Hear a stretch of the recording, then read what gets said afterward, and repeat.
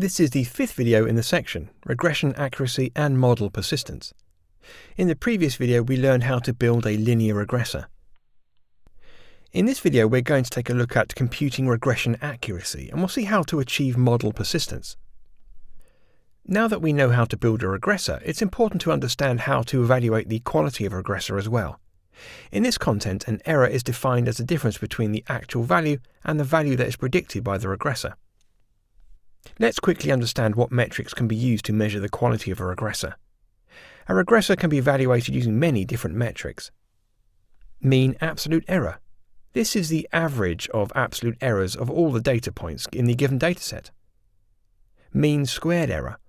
This is the average of the squares of the errors of all data points in the given dataset. This is one of the most popular metrics out there. Median absolute error. This is the median of all the errors in the given dataset. The main advantage of this metric is that it's robust to outliers. A single bad point in the test dataset wouldn't skew the entire error metric as opposed to a mean error metric. Explained variance score. This score measures how well our model can account for the variation in our dataset. A score of 1.0 indicates that our model is perfect.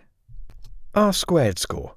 This is pronounced as R squared, and this score refers to the coefficient of determination. This tells us how well the unknown samples will be predicted by our model. The best possible score is 1.0, and the values can be negative as well. There is a module in scikit-learn that provides functionalities to compute all the following metrics.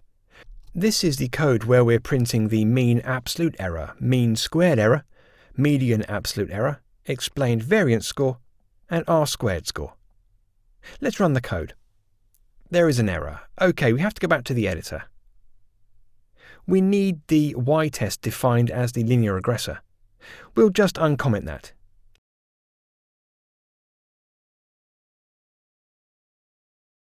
Let's see if it works. Yes, so you can see the output. Keeping track of every single metric can get tedious, so we pick one or two metrics to evaluate our model. A good practice is to make sure that the mean squared error is low and the explained variance score is high. Now, next is achieving model persistence. When we train a model, it would be nice if we could save it as a file so it can be used later by simply loading it again. Let's see how to achieve model persistence programmatically. For that, we add these lines to regressor.py. The regressor object will be saved in the 3_model_linear_regr.pkl file.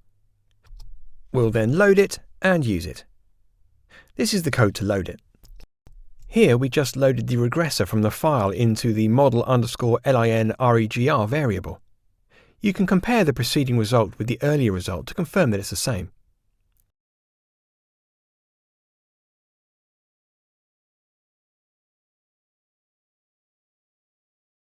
Finally, run the code. As you can see, the new mean absolute error is 0.54. In this video, we've learned about computing regression accuracy and achieving model persistence. Awesome! In the next video, we'll learn about building a ridge regressor.